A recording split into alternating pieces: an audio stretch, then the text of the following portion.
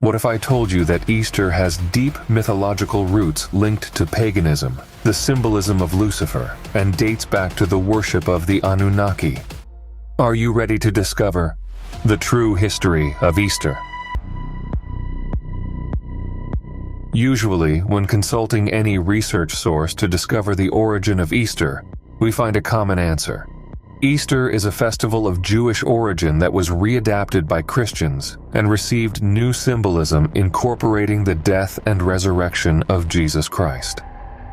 From the Jewish tradition, we learn that Easter derives from the Hebrew word Pesach, meaning Passover, and Passover is always associated with Yahweh.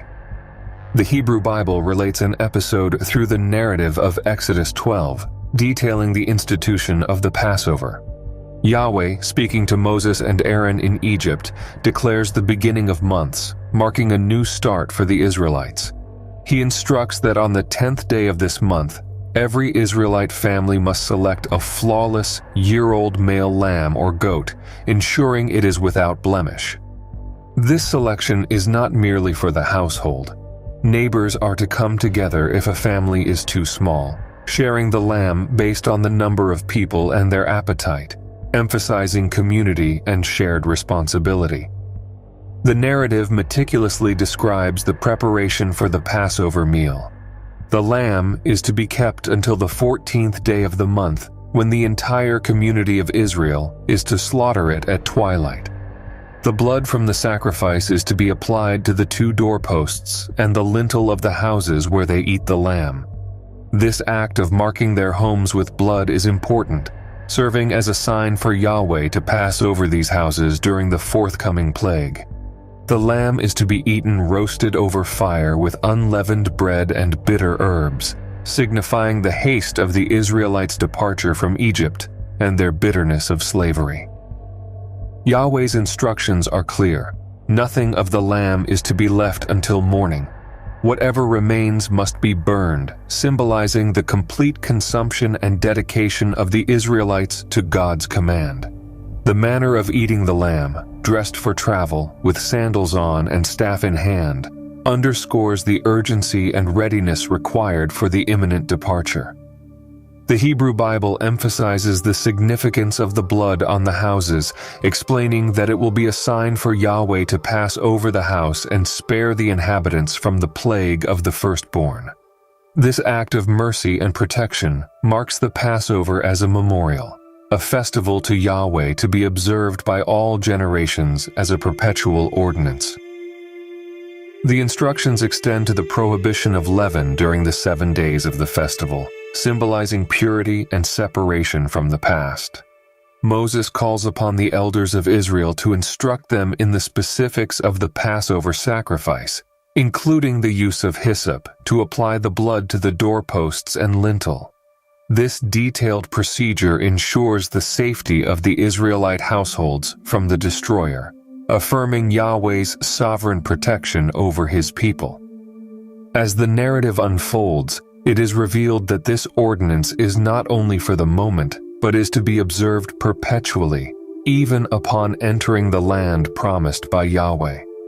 The story captures a moment of covenantal faithfulness and obedience as the Israelites follow the instructions given to Moses and Aaron. It ends with a note of obedience and worship, as the people bow down and worship, then proceed to follow Yahweh's commands precisely. This passage from Exodus is a foundational narrative for the Jewish faith, establishing the Passover as a central commemorative act that defines the community's identity and its perpetual remembrance of Yahweh's deliverance from Egypt. Knowing the Hebrew tradition, in 325 AD, Emperor Constantine I, during the First Council of Nicaea, established the calculation of the Christian date for celebrating of Easter, which is based on the lunar calendar. Later, we will see how the Anunnaki are connected to this celebration, and which elements of Sumerian mythology has been hidden in the Easter celebration. For now, let's observe what the document of the First Council of Nicaea says in juxtaposition to the Jewish celebration. We also send you the good news of the settlement concerning the Holy Pasch, namely, that in answer to your prayers, this question also has been resolved. All the brethren in the East who have hitherto followed the Jewish practice will henceforth observe the custom of the Romans, and of yourselves, and of all of us, who from ancient times have kept Easter together with you. This document, as previously stated, dates back to 325 AD, and it is important to note how Roman Christianity intended to superimpose the pre-established Jewish practices. The question here is that the history of the Hebrew people, and consequently of the Jewish people, is intertwined with the history of Jesus Christ, and consequently the history of Christianity. For Christianity, the celebration of Easter is a feast of life over death, of the triumph of Jesus who overcame death and resurrected to life. The Apostle Paul emphasized this, stating the futility of preaching and faith without the resurrection. It is seen as the cornerstone of Christian faith, offering salvation from sin through Christ's selfless act of sacrifice. This event offers humanity a renewed opportunity for redemption. The observance of Easter Sunday caps off Holy Week, a time reflecting on the sequence of events leading to Christ's crucifixion. Holy Week initiates with Palm Sunday, commemorating Jesus' return to Jerusalem. Highlighted within this week are key events like the Last Supper on Maundy Thursday, where Jesus shared his final meal and revelations with his disciples, predicting Judas Iscariot's betrayal and Peter's denial. It is necessary to clarify, however, that the recently discovered Gospel of Judas reveals a different story. It is Jesus who instructs Judas, his most faithful disciple, to assist him with the task of sacrificing himself. Thus, Judas would not have betrayed Jesus, but would have helped him achieve spiritual liberation. We will study the Gospel of Judas here on the channel in the future, so if you don't want to miss it, be sure to subscribe to the channel. Maundy Thursday is renowned for the foot washing ceremony, mirroring Jesus' act of washing his disciples' feet, symbolizing humility and service. The arrest of Jesus on the evening of Maundy Thursday led to his sentencing and scourging the next day. Good Friday remains a solemn reminder of Jesus' crucifixion and death. The narrative unfolds with Jesus' arrest in Gethsemane, propelled by Judas Iscariot's betrayal, leading to his trial and execution on Golgotha. Holy Saturday marks the day before Jesus' resurrection, celebrated on Easter Sunday. The great parallel between the Jewish and Christian celebrations is that the crucifixion and resurrection of Christ occurred at the same time as the Jewish Passover was being celebrated. It is also necessary to remember that Jesus was of Jewish origin, and that many associate the sacrifice of the Lamb to Yahweh with the sacrifice of Jesus, the Lamb of God, although this conception is somewhat obscure. When we observe Easter celebration today, we can see various elements such as Easter eggs and rabbits, in addition to the cross and the death and resurrection of Jesus. The Jesus' liberation and freedom combines with the liberation of the Hebrew people and offers an interesting sense from a mythological and esoteric point of view. If we observe the cross as a symbol of the human body and liberation, as meaning liberation from the suffering imposed by material life and entry into the spiritual world, which does not need to mean death, but life in its fullness. Beyond the Judeo-Christian message, we need to explore the origins of mythological thought concerning a period of renewal, death, and rebirth. This exploration leads us to one of the most beloved female deities of ancient Mesopotamia, the goddess Inanna of Sumer. Inanna appears in several Sumerian and Mesopotamian tablets discovered in the second half of the 19th century. In various texts, Inanna is depicted as the daughter of Enki, in others as the daughter of Enlil, and yet in others as a direct daughter of Anu. Those who study Zecharia Sitchin's Anunnaki theory know that this goddess appears in Sitchin's theory as the granddaughter of Enlil, the daughter of Nannar. Nana, Nanar, or Sin, is the son of Enlil and the god of the moon. The Sinai Peninsula was named in honor of Nana Sin, the moon god. Nanar, the moon god, was the deity responsible for the Sumerian city of Ur, the birthplace of Abraham, the patriarch of monotheistic religions. It is through the city of Ur, Abraham, and Nana Sin that we find another link between ancient Mesopotamia and the stories and biblical accounts. Regardless of who Inanna's father is, whether Enki, Enlil, or Anu, it is known that this goddess appears in many texts as one of the great Anunnaki. Inanna was a goddess associated with spring and renewal, a nature goddess with connections to love and war.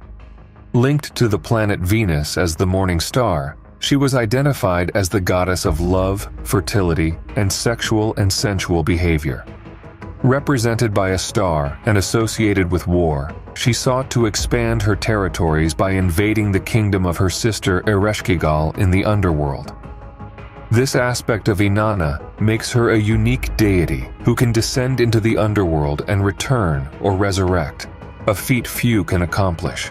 Thus, her journey through the underworld, akin to a passage or Passover, signifies her resurrection or return, symbolizing her annual death and rebirth, much like spring. And this is a milestone of death and rebirth that dates back centuries and millennia before the celebration of the Jewish Passover or Christian Easter. Many Christians are unaware that the mythical story of Jesus' death and resurrection is not the first resurrection story told by ancient peoples. In ancient Greek mythology, numerous tales unfold of individuals who transcended mortality, achieving an eternal state of existence. Tales recount how Achilles, upon his death, was spirited away from his funeral pyre by Thetis, his divine progenitor, to dwell eternally in realms such as Lus, the Elysian Fields, or the Islands of the Blessed. A similar destiny befell Memnon, slain by Achilles, who was granted a comparable immortal fate.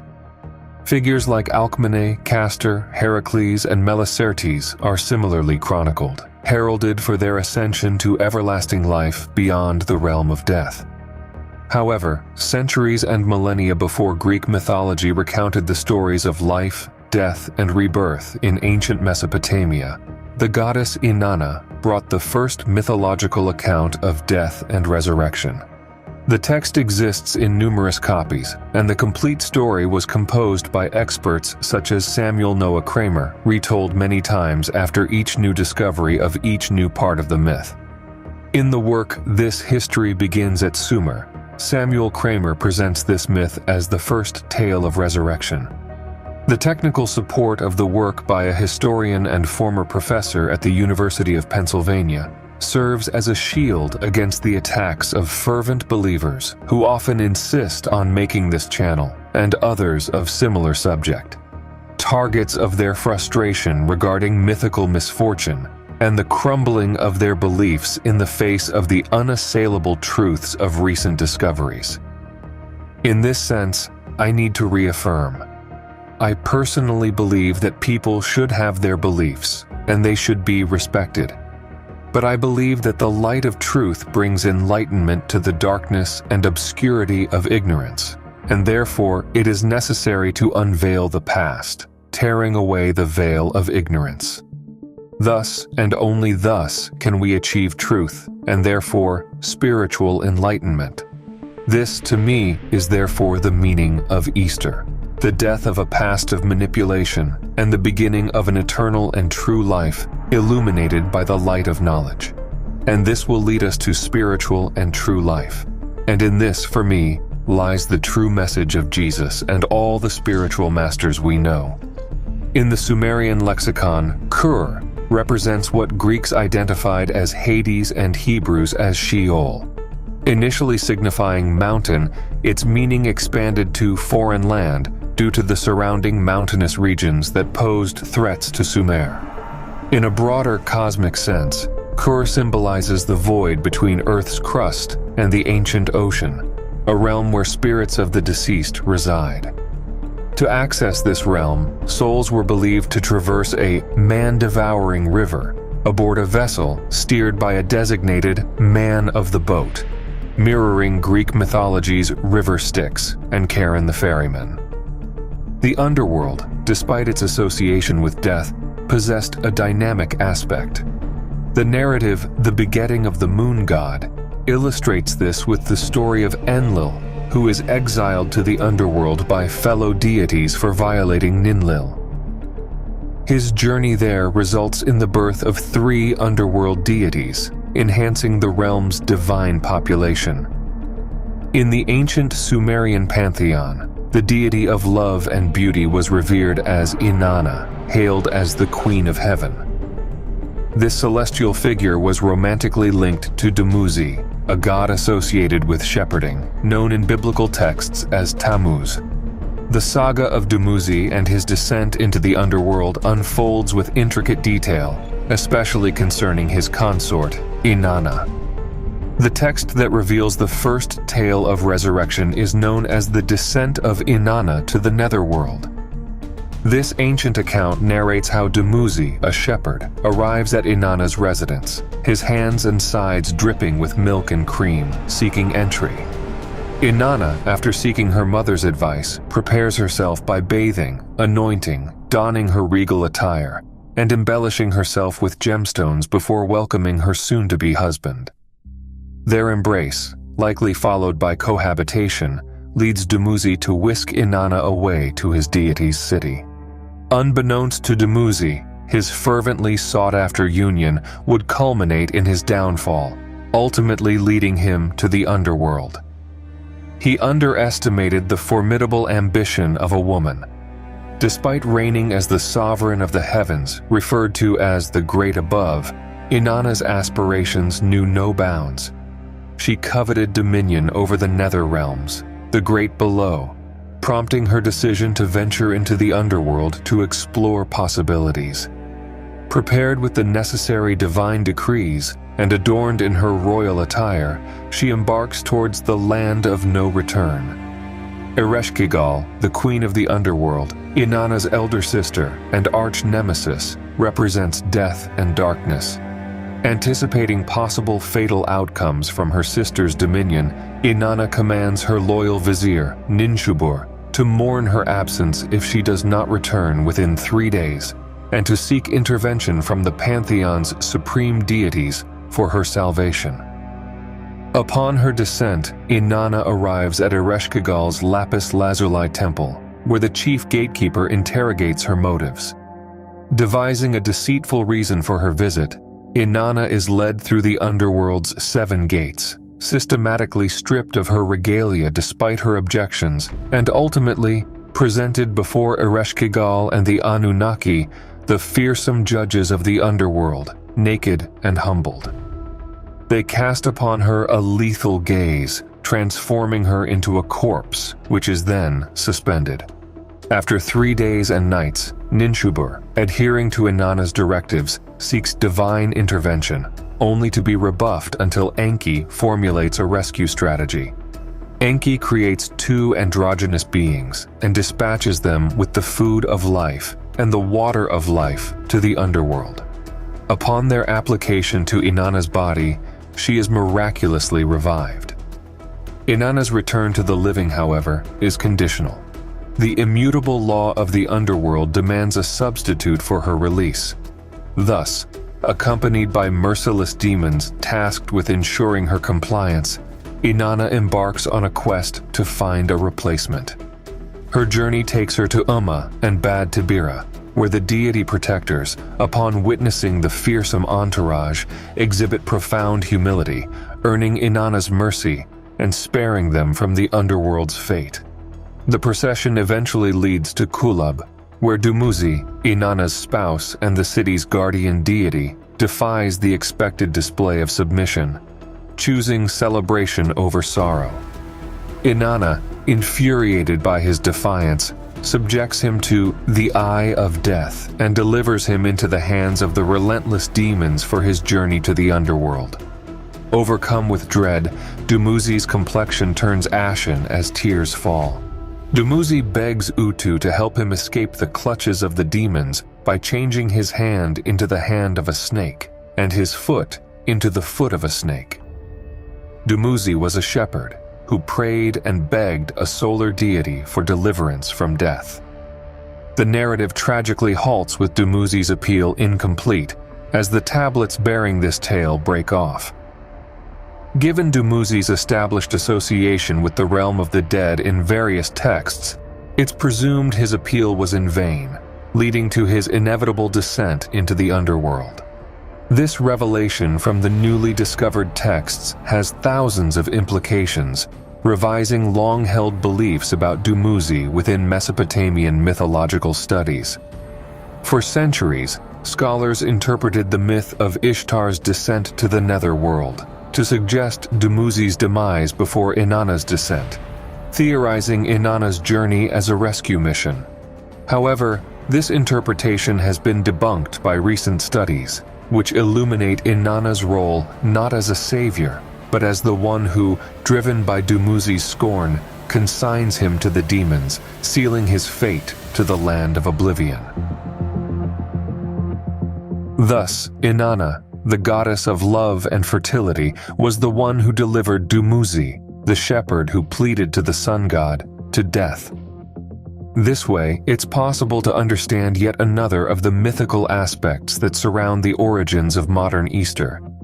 Venus, the morning star, dates back to the worship of the goddess of love, war, and fertility, Inanna, who delivered or betrayed a shepherd, Dumuzi, to death, even as he begged to the sun god. The morning star, Venus, the planet that symbolizes love, is closely linked to Inanna, who in turn contributed to the term Lucifer. In Roman folklore, Lucifer, translating to light-bringer from Latin, designated the planet Venus. This celestial body was anthropomorphized as a male deity, often depicted holding a torch, illuminating the path of dawn. The planet bore the names Phosphoros, light-bringer, and Hieosphoros, dawn-bringer, in Greek, reflecting its role as a harbinger of light. Lucifer, woven into myths as the esteemed offspring of Aurora and Cephalus and the progenitor of Ceyx, frequently graces poetry as the precursor of dawn. The celestial dance positions Venus alongside Mercury and the moon, sketching a vivid portrait across the sky. The term Lucifer mirrors the Greek phosphoros in denoting this astral body, celebrated in both prose and verse. The star's mythic persona often finds itself enshrined in tales of old. Aurora, Lucifer's mythic mother, shares her essence with dawn deities of diverse cultures. The moniker Aurora echoes the Vedic Ushas, the Lithuanian Aushrin, and the Greek Eos, all dawn goddesses. These deities, stemming from the Proto-Indo-European root for dawn, share lineage with the figures of Ostara and Eostre Istri from the Germanic and Old English pantheons, respectively. This linguistic and mythological harmony has prompted scholars to postulate the existence of a unified dawn goddess in Proto-Indo-European belief. And once again, everything leads us back to Inanna. Known as Inanna in Sumer, this goddess was worshipped by various peoples and became known as Ishtar in Akkad. The similarity between the name Ishtar and the English term star is noteworthy. In other cultures, she was known by different names, such as Astarte, Astaroth, Eostra, and Esther. It is worth noting here the similarity between the name of the goddess Esther and the English term Easter. Well, what can be said about Easter based on the lunar calendar and the supposed connection with one of the possible paternities of Inanna, the moon god Nana Sin? Where can the tradition of eggs and the symbolism of the rabbit be identified? To further explore the mythological roots of Easter, we must examine the tradition associated with a goddess derived from Inanna, the goddess Eostra. Eostra, a deity of fertility, love, and rebirth in Anglo-Saxon mythology, was linked to the dawn light, much like Inanna was linked to Venus, the morning star. According to legend, Eostra harbored a deep affection for young ones, attracting them wherever she roamed. The goddess delighted in amusing them with her enchantments and melodious voice. On a notable occasion, as Eostre relaxed in a garden surrounded by her cherished young companions, a bird alighted on her hand. With a few whispered enchantments, the bird miraculously morphed into a hare, Eostre's preferred creature, leaving the children in awe. However, as time progressed, it became apparent that the hare pined for its lost abilities to soar and sing. The young ones implored Eostre to restore the hare to its original state. Despite her attempts, the spell proved irreversible. Eostre concluded that she must await the end of winter, a period during which her powers waned, hopeful that with the rejuvenation of spring, her enhanced abilities might allow her to bestow some happiness upon the hare by momentarily reverting it to its avian form. With the arrival of spring, Eostre, now at the zenith of her magical abilities, succeeded in temporarily transforming the hare back into a bird. In gratitude, the bird laid eggs as a tribute to Eostre, symbolizing its newfound freedom and the compassion of the children. Once more assuming the guise of a hare, it adorned the eggs and scattered them across the globe as a gesture of celebration. It is important to note that Eostre was associated with beauty, vitality, youth, and rebirth, and rituals of purification and inner renewal were common in her worship. In its origins, Easter is a celebration of fertility, life, and the rebirth of a new season. It is connected to a female deity associated with the moon, stars, planet Venus, sacredness, and sexuality. In today's postmodern world, it is important to appreciate the true and ancient meaning of this celebration, rather than perpetuating stories that have been altered over time to suit various interests. If you want to know the full story of the myth, The Descent of Inanna into the Underworld, there is a full dramatization in movie format available here on the channel. If you want more information about the connections between Inanna, Dumuzi, Lucifer, and Jesus, watch this other video. Or if you prefer, check out one of these other recommendations for you. See you in the next video.